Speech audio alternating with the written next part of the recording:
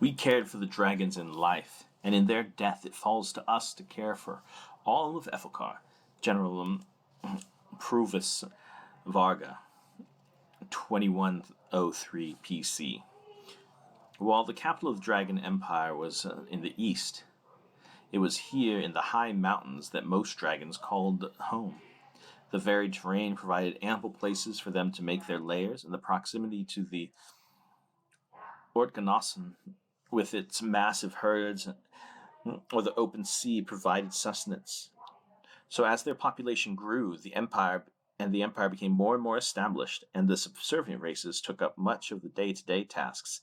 This became the home of most of the dragons.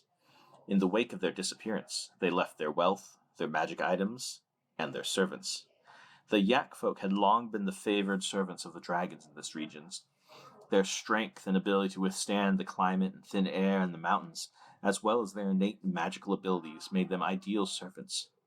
After so long being favored, they began to believe that others were beneath them as well, and soon employed Minotaurs to carry out the more mundane of their tasks outside of the mountains.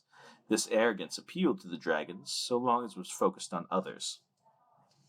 It became a status symbol for dragons outside of this area to have one or more Yak-Folk servants. During the Illithid invasion, the Yak-Folk were some of the hardest hit, as the area had relied on the terrain and the presence of dragons for defense.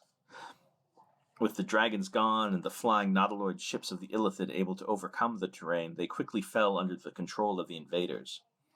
After the invaders were driven back, the Yak-Folk swore that they would never again be endangered or humiliated in such a way. Fortunately, the lairs of the dragons remained hidden from the citizens of Ethelcar, and the mind flayers didn't care for their wealth or magic. So the Yak-Folk put what the dragons left behind to use. Thus, Yakole was founded in the wake of the cataclysm, the resulting climate crisis giving the resilient Yak-Folk time to consolidate their power. During this period, they discovered the Faceless One, or the forgotten god, who fed into their arrogance and need for protection by anointing them as the saviors of Ethelcar. As the climate stabilized, they and their Minotaur servants again came into conflict with the Illithid. Eventually, neither was able to make any headway, but the Yakole had to put more effort in due to the Illithids using their thralls and their obscene experiments. This resulted in the Yak-Folk seeking slaves to do their mundane tasks while they focused on quote-unquote higher matters. Over the last 2,000 plus years, Yakole has earned itself a reputation just as repugnant as the Illithids. There is a fanatical devotion to the Faceless One, and the belief that they are destined to rule Ethelcar in place of the dragons.